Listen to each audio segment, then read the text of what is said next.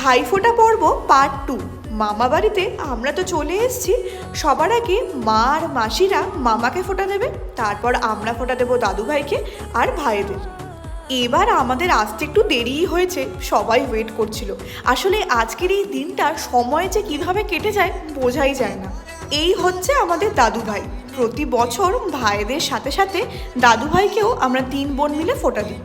বছরে আসলে খুব কমই আমাদের ভাই বোনদের একসাথে দেখা হয়, কিন্তু যখন দেখা হয় আমরা এত আনন্দ করি, এত মজা করি, মনেই হয় না যে কতদিন বাদে আবার দেখা হচ্ছে।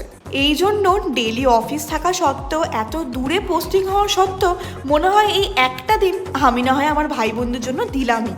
এতে তো শুধু ওরা খুশি হয় না, আমি আরও বেশি খুশি হই।